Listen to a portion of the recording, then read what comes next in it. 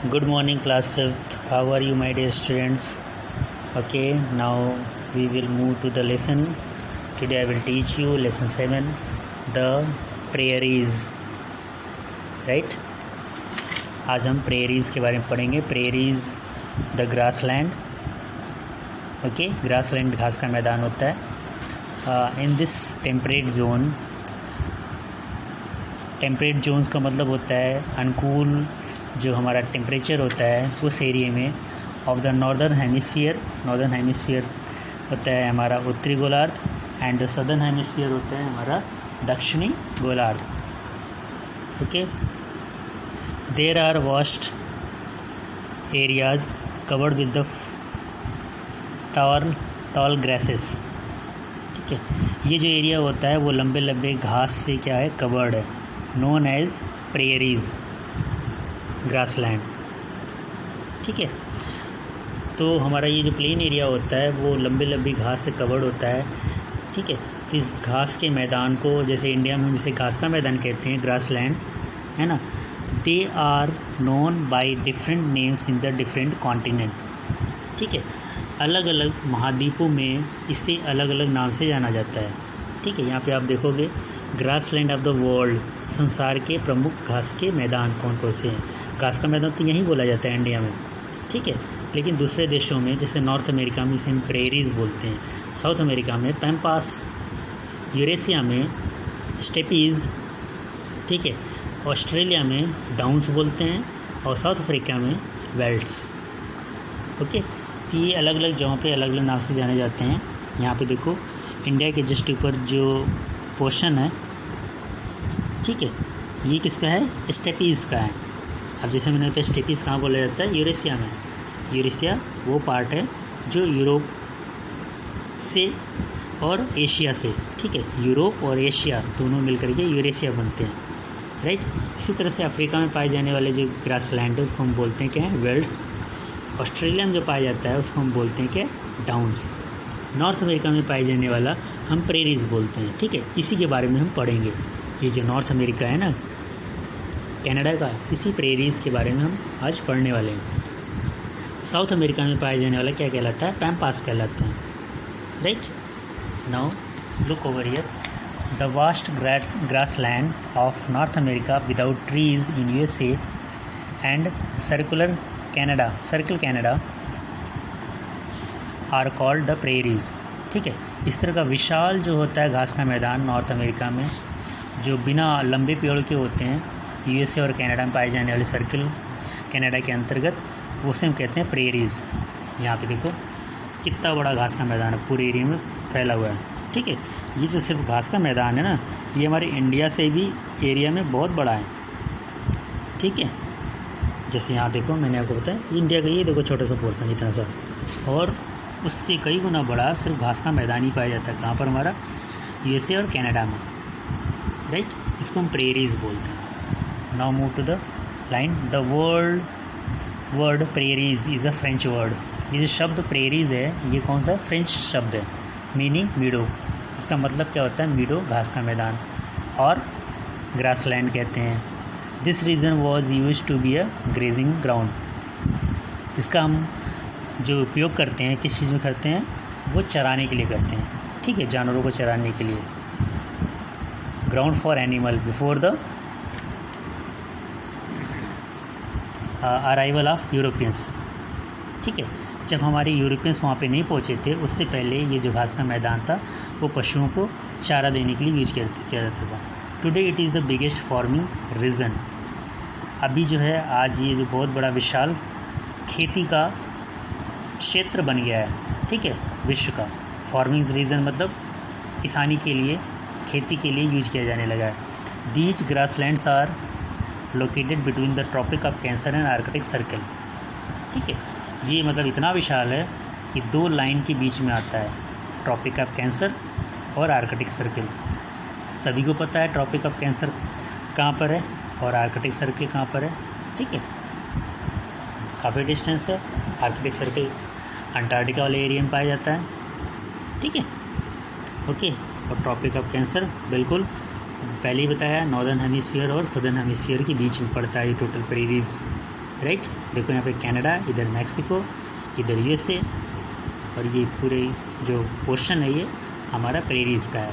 कहाँ पर ये? नॉर्थ अमेरिका में। ओके, लुक वेजिटेशन, यहाँ की वनस्पतियाँ पौधे कौन कौन से पाए जाते हैं। The climate and soil of this region are suitable for the growth of grass.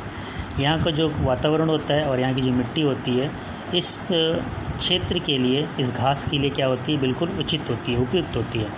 The prairies which use to be covered with thick grasses.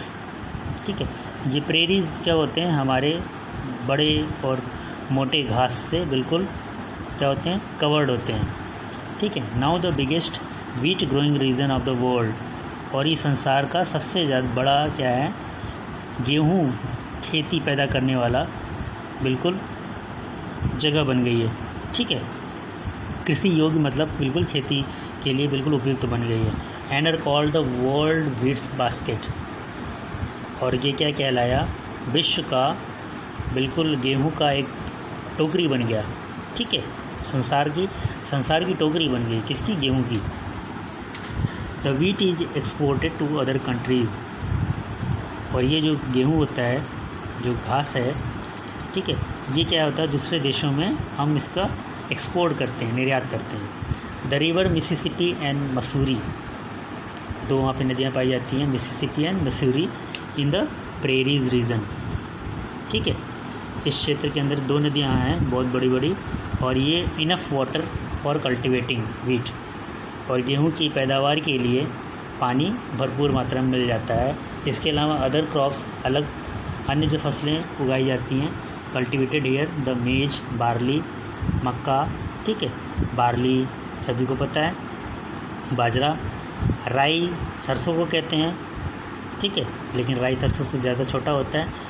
Oat, potatoes, soybean, cotton. ठीक है, ये सारी चीज़ें अन्य खेती की जाती है। ओके, अगले पेज पर बढ़ें। नेक्स्ट पेज है हमारा page number 42। Okay, animal life. अभी हमने क्या पढ़ा इससे पहले? वनस्पति जीवन। अब हम पढ़ेंगे एनिमल लाइफ, जानवरों, कौन कौन से जानवर यहाँ पाए जाते हैं। ठीक है, prairies are famous for the large number of grazing animals. Prairies वैसे भी प्रसिद्ध है किस चीज़ के लिए? बहुत बड़े मात्रा में जानवरों को चराने के लिए। ठीक है, ग्रेजिंग एनिमल्स, जो चराने के लिए जो जानवर लोग वहाँ पे चराने जाते हैं। ठीक है, तो वो स्पेशली एनिमल्स चरने के लिए ही जाते हैं। बिसॉन्स एक तरह का जंगली भैंसा होता है। नाउ ऑलमोस्ट एक्सटिंक्ट, अभी क्या है? वो बिल्कुल पूरी तरह से विलुप्त हो गया है। ठीक है, फाउंड इन प्रेरीज में पाया जाता है। Have been killed by the people, और वह लोगों के द्वारा मार दिया गया फॉर देयर मीट। ठीक है, क्योंकि बहुत से लोग होते हैं जो नॉन वेज होते हैं, उनको क्या मार करके खा गए, चाइना वालों की तरह। The other animals found here are deer, और अन्य जो जानवर यहाँ पाए जाते हैं वो कौन कौन से हैं? डेयर, ठीक है, रैबिट्स, स्कंक्स, और फॉक्सेस, माइस, एंटीलोप। ठीक है, ईगल्स, हॉक, हाउस एट्सेट्रा। मैं आपको कुछ बता देता हूँ। यहाँ पे जैसे हिरन है, रैबिट खरगोश है, फॉक्स लोमड़ी है, माइस चूहे पाए जाते हैं। ठीक है, कुछ हमारे अन्य जो होते हैं मैमल्स पाए जाते हैं, उनमें से एक एंटीलोप्स है। और ईगल हम बाज को कहते हैं। और जैसे हमें यहाँ हॉक बहुत फेमस है। ठीक है, जैसे हमारे मोदी जी देखा था ना, मोर लेके बैठे हुए थे। राष्ट्रीय पक्षी हमारे इंडिया का क्या है? मोर है। इसी तरह से अमेरिका का राष्ट्रीय पक्षी कौन सा है? हॉक है। ठीक है, ये हॉक क्या होता है? एक तरह से बाज होता है। ठीक है, उसी को हम, ये अमेरिका और कनाडा का हमारा राष्ट्रीय पक्षी कहलाता है, अमेरिका का especially hawk. Life of the people, लोगों का जीवन कैसे होता है? Farmers in the prairies have huge of farms. यहाँ पे जो किसान होते हैं वो बहुत बड़े बड़े उनके खेत होते हैं। They are rich and look after their farms with the help of machine. ठीक है, ये बहुत ही अमीर होते हैं और इसकी देखभाल ये लोग क्या करते हैं? मशीनों से करते हैं। बड़े बड़े ट्रैक्टर होते हैं। ठीक है, farmers grows crops and they have good standard of living.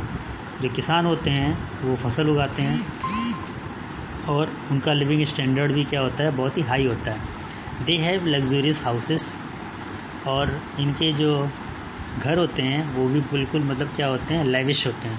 ठीक है, मतलब रहने की सारी चीज़ें उनके पास रहती है, जैसे कार हो गया, हेलीकॉप्टर हो गए, अदर कंफर्ट्स की सारे आरामदायक सारी चीज़ें इनके पास होती है। Cattle rearing is another main occupation. Cattle rearing क्या होता है, पशुपालन भी अन्य व्यवसाय होता है इनका। ठीक है, इन हिली वेस्टर्न पार्ट, कुछ पहाड़ी क्षेत्रों में सॉयल इज़ शैलो, वहाँ की जो मिट्टी होती है वो क्या होती है, बिल्कुल छिछली होती है। ठीक है, एंड इनफर्टाइल, इनफर्टाइल क्या होता है, अनउपजाऊ। ठीक है, एक फर्टाइल होता है उपजाऊ, और इनफर्टाइल क्या होता है, अनउपजाऊ होती है। And the rainfall is low, और बारिश भी वहाँ पे बहुत कम होती है। Cattle are reared for farm houses. ठीक है, फार्म हाउस के अंदर वो कैटल क्या होता है, उनको पशुपालन किया जाता है। Farm houses are very big with modern facilities, और जो फार्म हाउस होता है बिल्कुल आधुनिक सुख सुविधाओं से बिल्कुल लैश होता है। ठीक है, दे आर नोन एज रेंचेज, क्योंकि वहाँ के किसान ही बहुत अमीर होते हैं, उनके पास बड़े बड़े ट्रैक्टर होते हैं, मशीनें होती हैं, तो उनके फार्म हाउस को क्या बोलते हैं, रेंचेज बोलते हैं। ठीक है, जहाँ पे मतलब कि पशुपालन के लिए पूरी सुविधाएं भी रखी होती हैं। Beef is exported from America to many other countries. ये एक नॉन वेज पार्ट होता है, जैसे यहाँ पे मीट बोलते हैं, वैसे वहाँ पे गाय और भैंस के को बीफ बोलते हैं। ठीक है, तो दूसरे देशों में क्या करते हैं, उसका वो एक्सपोर्ट करते हैं। The cattle are transported in railway coaches. ये जो कैटल होते हैं, पशु, उनको बिल्कुल कहाँ से ट्रांसपोर्ट किया जाता है, रेलगाड़ी से ट्रांसपोर्ट करते हैं उनको। ठीक है, to the modern slaughter house, और स्लॉटर हाउस वो होता है जहाँ पे मतलब कि इन जानवरों को मार दिया जाता है। Right, dairy farming is another major industry, और दूध व्यवसाय भी अलग दूसरा सा मेजर इंडस्ट्री है। Dairy farming and extensive agriculture has promoted, और यहाँ पे मतलब कि यहाँ की गवर्नमेंट जो है दुग्ध व्यवसाय को और साथ ही साथ कृषि को भी क्या करती है, प्रमोट करती रहती है। ठीक है, एंड फूड प्रोसेसिंग इंडस्ट्री, और साथ ही साथ ये जो होता है दूध कहाँ पे चला जाता है, प्रोसेसिंग इंडस्ट्री में चला जाता है, जहाँ पे अन्य प्रोडक्ट बनते हैं। ठीक है, यूएसए एंड कनाडा स्पेशली जो फेमस है वो यूएसए कनाडा में, तो most developed nation and in this region, और यहाँ का सबसे ज़्यादा डेवलप्ड नेशन भी कहलाता है ये। ठीक है, besides agriculture this region is famous for the industrialisation.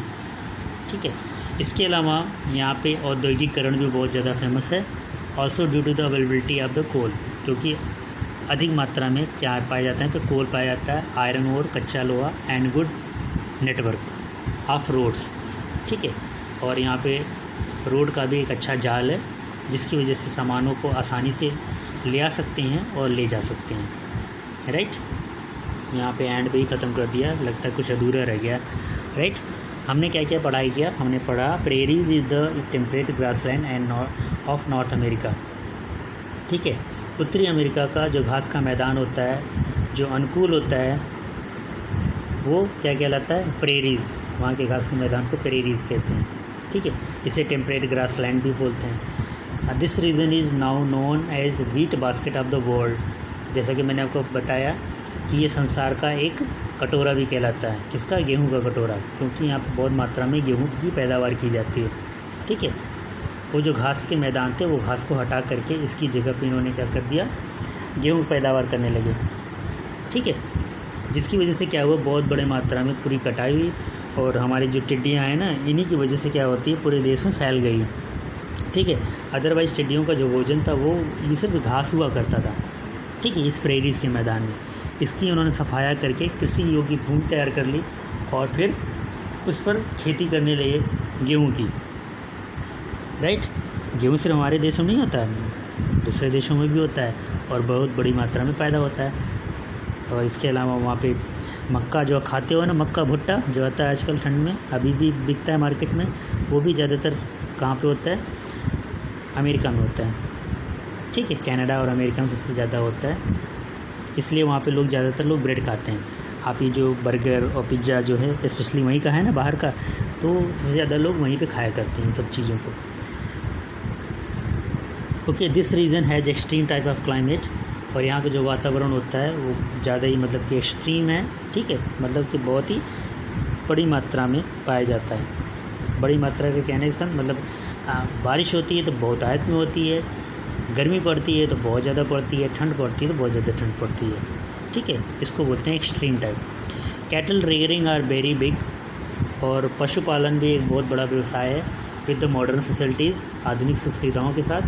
They are called रेंचेज, ठीक है, इनके फार्म हाउस को हम रेंचेज बोलते हैं। मैंने यहाँ पे मल्टीपल चॉइस क्वेश्चन और ऑप्शंस वाले आपको फिल कर दिए हैं, राइट। और फिर नेक्स्ट आपके क्वेश्चन में यहाँ पे देखिए मैच कर दिया गया है, मैच द फॉलोइंग में ये फिल इन द ब्लैंक्स है, already written over here, question answers is also written over year.